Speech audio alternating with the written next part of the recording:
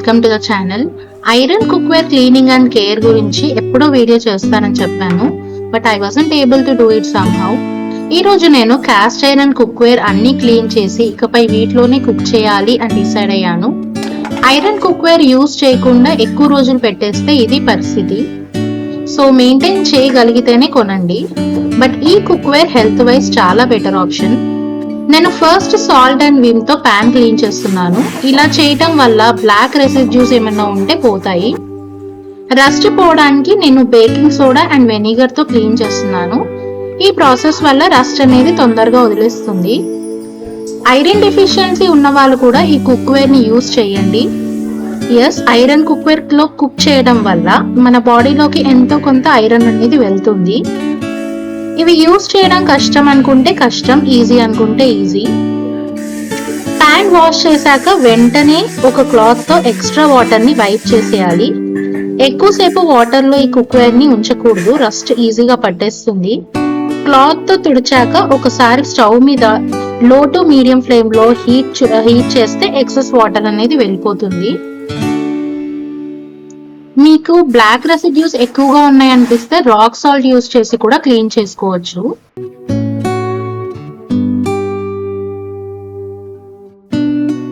Pan చల్లారాక ఒక old clean cloth తీసుకొని చాలా థిన్ లేయర్ లో ఆయిల్ ని రబ్ చేయాలి. దీని వల్ల రస్ట్ ఫార్మేషన్ అనేది ఉండదన్నమాట. సో ముందు వెనక కూడా ఆయిల్ అప్లై చేయాలి. ఆయిల్ అప్లై చేశాక లో టు మీడియం ఫ్లేమ్ లో స్టవ్ మీద పెట్టి పొగ వచ్చే వరకు వెయిట్ చేయాలి. ఒకసారి పొగ రావడం స్టార్ట్ అయిన తర్వాత పక్కన పెట్టేసుకోవాలి. కొత్తగా తీసుకున్న కుక్వేర్ అయితే ఈ ప్రాసెస్ ని 3 times రిపీట్ చేయాలి. వాడుతూ ఉండగా సేమ్ ప్రాసెస్ 1 time చేస్తే సరిపోతుంది. ఈ ప్రాసెస్ అంతా చేసే వరకు నాకు ఆల్మోస్ట్ 10:30 అయ్యింది. మన దగ్గర వుడెన్ చాపింగ్ బోర్డ్స్ అండ్ లాడల్స్ ఉంటాయి కదా, అవి కూడా ఒకసారి వాష్ చేశాక థిన్ లేయర్ ఆయిల్ అప్లై చేస్తే రఫ్ గా అవ్వకుండా ఎప్పుడు షైనీగా ఉంటాయి.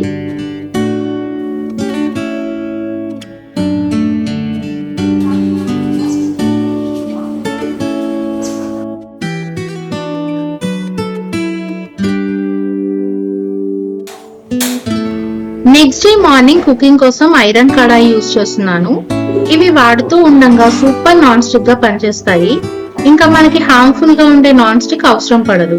ముందు రోజే దొండకాయ కట్ చేసి పెట్టాను. సో సింపుల్ ప్రాసెస్ లో కుక్ చేసుకుందాం.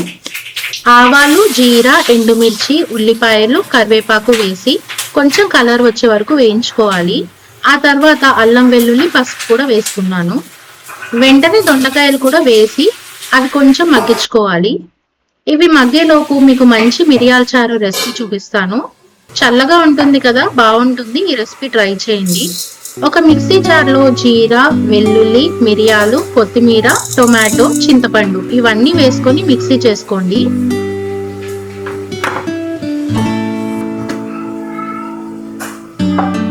ఒకవైపు దొండకాయలు కూడా మగ్గుతున్నాయి. చూడండి, దొండకాయలు కొంచెం కూడా బాటమ్ కి స్టిక్ అవ్వలేదు. ఇప్పుడు కారం, ఉప్పు, గరం మసాలా, కొద్దిగా వాటర్ వేసి మగ్గనివ్వాలి. ఇప్పుడు మీరు మిరియాల చారు కోసం ప్రిపేర్ చేసుకున్న పేస్ట్ ఒక బాండీలో వేసుకొని తగినన్ని వాటర్ వేసుకొని స్టవ్ మీద పెట్టుకోవాలి. దీంట్లో కొంచెం పసుపు, ఉప్పు కూడా వేసుకొని కొంచెం సేపు మరగనివ్వాలి.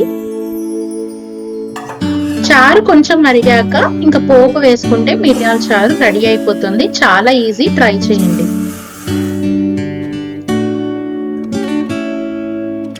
ఇది దలియా అండి. ఇది ఇంగ్లీష్ లో బ్రోకెన్ వీట్ అని కూడా అంటారు. సేమ్ గోధుమ రవ్వ లాగే అనిపిస్తుంది.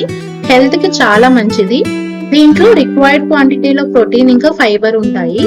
దీంతో ఉప్మా చేసుకుంటే చాలా బాగుంటుంది. కాకపోతే ఓట్స్ లాగే ఇవి కూడా మనం వేయించుకోవాలి, ఈజీగా డైజెస్ట్ అవ్వడానికి. ఉప్మా మనం కుక్కర్ లో చేస్తున్నాం. పిల్లలు కూడా ఇదే తింటారు కాబట్టి నెయ్యి యూజ్ చేస్తున్నాను. మీరు ఆయిల్ కూడా యూజ్ చేసుకోవచ్చు. నెయ్యిలో ఆవాలు, జీలకర్ర, పచ్చిమిర్చి, ఉల్లిపాయలు, క్యారెట్, పల్లీలు, కాజు, గ్రీన్ పీస్ ఇవన్నీ కూడా వేసుకున్నాను. ఇవే వేసుకోవాలని ఏం లేదు, మీ దగ్గర ఏ వెజిటేబుల్స్ ఉంటే అవి వేసుకోండి.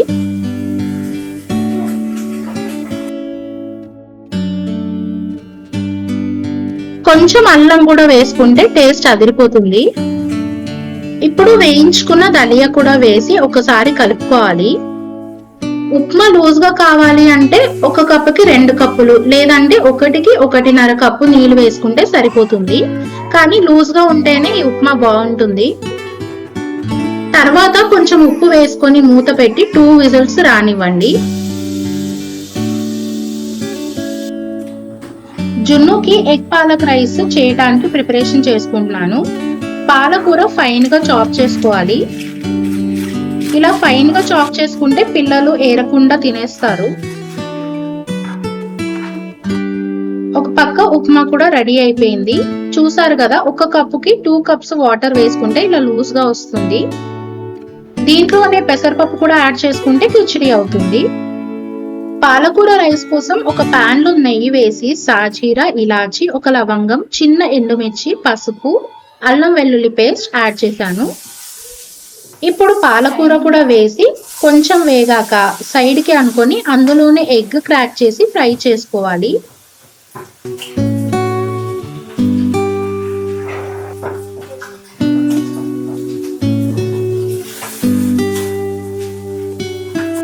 ఇప్పుడు దీంట్లోనే గ్రేటెడ్ క్యారెట్ కూడా వేసి ఉడికించిన అన్నం, సాల్ట్ వేసుకొని మిక్స్ చేసుకోవాలి. అంతే, పాలకూర రైస్ రెడీ అయిపోయింది. మా జున్నుకి ఈ రెసిపీ అంటే చాలా ఇష్టం. ఎప్పుడు బాక్స్ లో పెట్టినా తినేస్తుంది.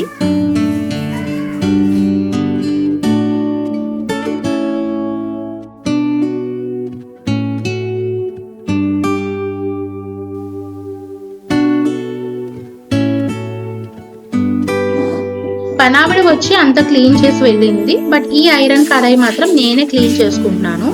సింపుల్ గా డిష్ వాష్ లిక్విడ్ తో క్లీన్ చేస్తున్నాను. ఇది నాన్ స్క్రాచబుల్ వైర్ మెష్ అండి. టఫ్ స్టైన్స్ ఉంటే పోతాయి. దీనికి ఫుడ్ పార్టికల్స్ కూడా అంటుకోవు. ఒకవేళ అంటుకున్నా కూడా ఈజీగా క్లీన్ అయిపోతాయి. సో వాష్ చేశాక డ్రై చేసి ఒకే ఒకసారి ఆయిలింగ్ చేసి పెట్టేశాను. చూసారా, చాలా ఈజీ ప్రాసెస్ ఇది.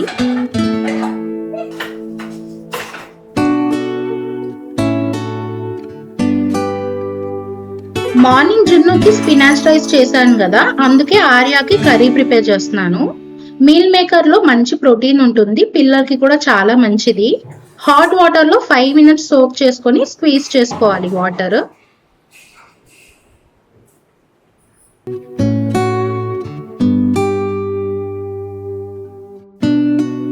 పన్నీర్ కర్రీ స్టైల్లో మీల్ మేకర్ కర్రీ కూడా చేసుకుందాము. సో కొద్దిగా నెయ్యి తీసుకొని దాంట్లో సాజీరా, ఇలాచి, లవంగం, ఆనియన్స్, టొమాటోస్, ఆ తర్వాత కాజు వేసి వేయించుకోవాలి. ఇవన్నీ కూడా చల్లారాక ఒక మిక్సీ జార్ లో మిక్సీ చేసుకోవాలి. ఈ పేస్ట్ వచ్చేసరికి మనం మళ్ళీ పాన్ లో వేసుకొని కొంచెం వాటర్ కూడా యాడ్ చేయాలి. దీంట్లో మిల్ మేకర్, తర్వాత కొంచెం గరం మసాలా, కస్తూరి మేతి, తర్వాత క్రీమ్ ఉంటుంది కదా, అది కూడా యాడ్ చేసుకుని లాస్ట్ లో కొత్తిమీర వేసుకుంటే కర్రీ రెడీ అయిపోతుంది. జున్ను వచ్చేటప్పుడు స్కూల్ వ్యాన్ లోనే నిద్రపోయింది. సో అలాగే పడుకోబెట్టేసి ఆర్యాకి తినిపిస్తున్నాను. జున్ను స్కూల్లోనే లంచ్ చేసేస్తుంది కదా, so no problem. Lunch complete అయిన తర్వాత ఆర్య కూడా పడుకున్నాడు. ఇంకా నేను ఫ్రెష్ అప్ అయిపోయి ఫ్రిడ్జ్ క్లీన్ చేయడానికి వచ్చాను. మీరందరూ నా ప్రీవియస్ బ్లాగ్ లో చూసే ఉంటారు. మేము కొత్త ఫ్రిడ్జ్ తీసుకున్నాము. పాతది అసలు సరిపోవట్లేదు. ఇది హైయర్ బ్రాండ్ అండి. 445 లీటర్స్ ఫ్రిడ్జ్ అన్నమాట. ఫ్రిడ్జ్ వచ్చిన తర్వాత నేను అసలు క్లీన్ చేయలేదు. Old fridge అమ్మేశాను. సో దాంట్లో ఉన్న ఐటమ్స్ డైరెక్ట్ గా తీసుకొచ్చి దీంట్లో పెట్టేశాను. ఈ రోజు దీన్ని క్లీన్ చేస్తున్నాను. ముందుగా నేను అసలు ఫ్రిడ్జ్ లో ఏం స్టోర్ చేసుకున్నానో చూపిస్తాను. రైట్ సైడ్ నుంచి స్టార్ట్ చేద్దాం. ఈ బాస్కెట్ లో నేను డిఫరెంట్ టైప్స్ ఆఫ్ మసాలాస్ పెట్టుకున్నాను. లైక్ రాజ్మా మసాలా, గరం మసాలా అలాంటివి. ఇది వచ్చేసరికి కస్తూరి మేతి. పక్కన ఈ బాక్స్ లో నేను బెల్లం స్టోర్ చేసుకున్నాను. ఎక్కువ క్వాంటిటీలో పెట్టుకుంటాను. పక్కన వచ్చేసరికి డ్రై ఫ్రూట్స్ పౌడర్ పిల్లలకి యూజ్ చేస్తాను. అండ్ బల్క్ లో చింతపండు స్టోర్ చేసుకున్నాను. ఈ బాక్స్ లో ఒకటి డేట్స్, ఒక దాంట్లో బటర్, అండ్ ఇంకొక చిన్న బాక్స్ లో నేను డ్రై ఫ్రూట్స్ పౌడర్ స్టోర్ చేసుకున్నాను. స్వీట్స్ లో అలా వేసుకోవడానికి, రెడీగా యూజ్ చేసుకోవడానికి. అండ్ పైన Kisan jam and peanut butter. ఇది ఫస్ట్ షెల్ఫ్ లో. అండ్ సెకండ్ షెల్ఫ్ లో వచ్చేసరికి మీల్ ప్రిపరేషన్స్ ఉంటాయి. ఇలా ప్రిపేర్ చేసుకుంటే మనకి కుకింగ్ ఈజీ అవుతుంది. సో కింద బాక్స్ లో గుమ్మడికాయ, పుదీనా అండ్ పైన అల్లం వెల్లుల్లి పేస్ట్ పెట్టుకున్నాను.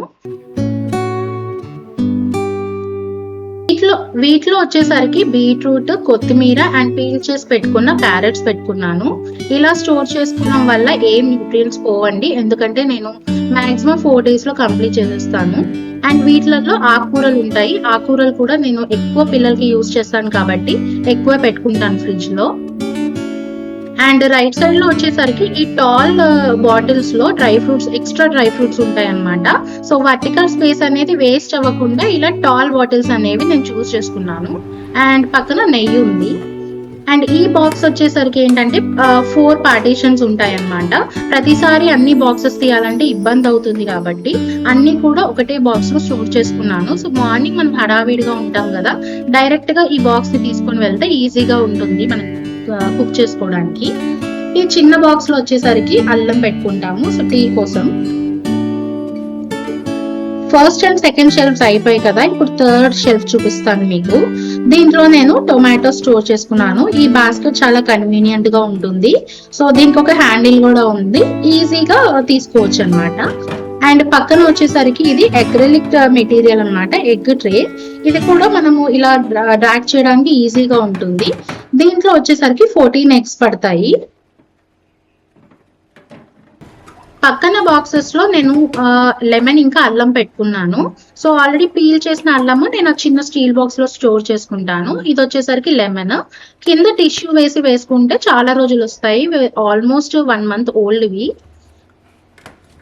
ఇది ఫ్రూట్ బాక్స్ అండి. దీంట్లో ఫ్రూట్స్ అయితే లేవు, బట్ బల్క్ లో నిమ్మకాయలు ఉన్నాయి. మమ్మీ వాళ్ళకి నిమ్మకాయ చెట్టు ఉంది, సో నాకు ఎక్కువ క్వాంటిటీలో తీసుకొని వస్తుంది. అండ్ సెప్టోకి బ్యాగ్స్ వస్తాయి కదా, పేపర్ బ్యాగ్స్, దాంట్లో నేను బీరకాయలు అండ్ సూరకాయ కూడా స్టోర్ చేస్తాను. ఇలా స్టోర్ చేస్తే ఎక్కువ రోజులు ఫ్రెష్ గా ఉంటాయి అన్నమాట.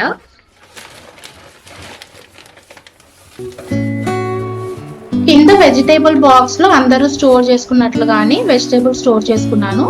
దీనికి ప్రత్యేకంగా నేనేమి ఆర్గనైజర్స్ యూజ్ చేయట్లేదు. సైడ్ డోర్ లో నేను అమ్మమ్మ పంపించిన నెయ్యి అండ్ మమ్మీ తెచ్చిన అల్లం వెల్లుల్లి పేస్ట్ పెట్టాను. ఇది డ్రై ఫ్రూట్ సెక్షన్ అన్నమాట, ఈజీగా సోక్ చేసుకోవడానికి అన్ని ఒకటే దగ్గర పెట్టాను. అండ్ ఇవి వచ్చేసరికి garam masala, dry fruits powder, పల్లీల పౌడర్ అండ్ నువ్వుల పౌడర్ అన్నమాట. ఈ బాక్సెస్ నేను ఇక్కడ యూజ్ చేస్తున్నాను, ఎందుకంటే డోర్ తీసినప్పుడు ఇలా పడిపోకుండా ఉంటాయి అన్నమాట. చూడండి, బాక్స్ లో ఒకదానికి ఒకటి పెట్టినప్పుడు డోర్ క్లోజ్ అండ్ ఓపెన్ చేసినప్పుడు కూడా పడిపోకుండా ఉంటాయి. అండ్ సైడ్ లో వచ్చేసరికి రైట్ సైడ్ లో నేను పైన వచ్చేసి కాజు, కింద పిస్తా and pumpkin seeds, chia seeds ఇవన్నీ కూడా స్టోర్ చేసుకున్నాను. ఇలా స్టోర్ చేసుకోవడం వల్ల షెల్ఫ్ లైఫ్ అనేది పెరుగుతుంది. కింద 2 బాక్సెస్ లో కూడా నేను పెరుగు అండ్ కర్డ్ పెట్టుకుంటాను. అండ్ ఈ కర్డ్ బాక్స్ లో నేను పచ్చిమిర్చి పెడతాను, కింద టిష్యూ వేసి పెడతాను. చూడండి ఎంత ఫ్రెష్ గా ఉన్నాయో. ఇంకా ఈ షెల్ఫ్ లో పిల్లల సిరప్ కూడా పెట్టాను. కింద వచ్చేసరికి coconut milk, ketchup, coconut powder and fresh cream పెట్టుకున్నాను. ఇది వచ్చేసరికి ఫ్రీజర్ సెక్షన్ అండి. కింద వచ్చేసరికి గ్రీన్ పీస్ అండ్ కార్న్ కూడా స్టోర్ చేసుకున్నాను. షెల్ఫ్ లైనర్స్ వేయడానికి టేప్ తో మెజర్ చేసుకొని షెల్ఫ్ లైనర్స్ కట్ చేసుకుంటున్నాను. ఇంకా ఫ్రిడ్జ్ లో ఉన్న ఒక్కొక్క ఐటమ్ కూడా అన్ని తీసేసి ఫ్రిడ్జ్ లైనర్స్ వేసి అన్ని క్లీన్ చేసేసుకుంటున్నాను.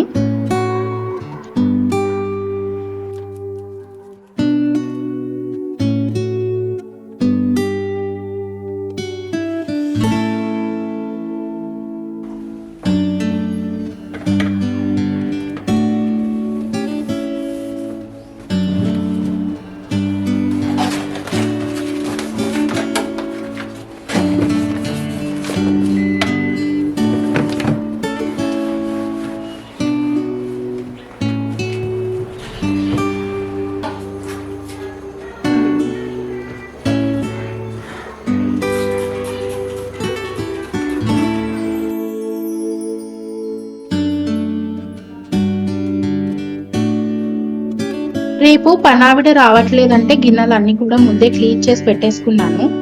డిన్నర్ కోసం ఒక స్పెషల్ రెసిపీ ప్లాన్ చేశాను. ఈ రెసిపీ కోసం మసాలాస్ అన్ని కూడా నేను ఫ్రెష్ గా ప్రిపేర్ చేసి పెట్టుకున్నాను. ఇప్పుడు నేను 2 చికెన్ బ్రెస్ట్ తీసుకుంటున్నాను. మ్యారినేషన్ కోసం ధనియాల పొడి, జీరా పౌడర్, మిరియాల పొడి, కారం, పసుపు, గరం మసాలా, అల్లం వెల్లుల్లి పేస్ట్, నిమ్మకాయ, పెరుగు, లాస్ట్ లో సాల్ట్ అండ్ కొత్తిమీర కూడా యాడ్ చేసుకుని మొత్తం మ్యారినేట్ చేసుకోండి. అండ్ కొంచెం మసాజ్ చేసి ఒక 20 to 30 minutes పక్కన పెట్టేసేయండి. ఈ రెసిపీని మనము షాలో ఫ్రై చేసుకోబోతున్నాము ఒక పాన్ లో. దీన్ని అవెన్ లో కూడా చేసుకోవచ్చు, బట్ ఈ రోజు మాత్రం నేను షాలో ఫ్రై చేస్తున్నాను. ఇది మ్యారినేట్ అయ్యేలోపు మనము జీరా రైస్ ప్రిపేర్ చేసుకుందాము. జీరా రైస్ చేయడం కూడా చాలా చాలా ఈజీ.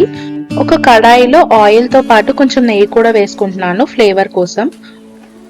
ఆయిల్లో 2 స్పూన్స్ జీరా, ఎండుమిర్చి, పచ్చిమిర్చి, కరివేపాకు, ఇవే అండి ఇంగ్రీడియంట్స్. ఇవన్నీ కూడా వేసుకొని కుక్ చేసుకున్న రైస్, సాల్ట్, కొత్తిమీర కూడా యాడ్ చేసుకోండి. అంతే, జీరా రైస్ రెసిపీ చాలా టేస్టీగా ఉంటుంది. ఐరన్ కడాయి కాబట్టి ఎక్కువసేపు దాంట్లోనే ఉంచితే ఎక్కువ కుక్ అయిపోతుంది, అందుకని డిష్ అవుట్ చేసేస్తున్నాను.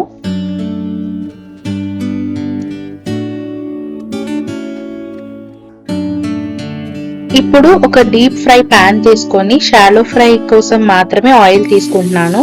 ఆయిల్ హీట్ అయిన తర్వాత మనం మసాజ్ చేసి పెట్టుకున్న బ్రెస్ట్ పీసెస్ వేయాలి. ఈ బ్రెస్ట్ పీసెస్ వచ్చేసరికి లో హీట్ లో మాత్రమే ఫ్రై చేసుకోండి, లేదంటే లోపల కుక్ అవ్వదు. సో అటు ఇటు టర్న్ చేస్తూ ఫుల్ గా కుక్ చేసుకోవాలి. చాలా బాగా రోస్ట్ అయ్యాయి. ఇప్పుడు నేను వాటిని పీసెస్ లాగా కట్ చేసేసుకొని సర్వ్ చేసేస్తాను.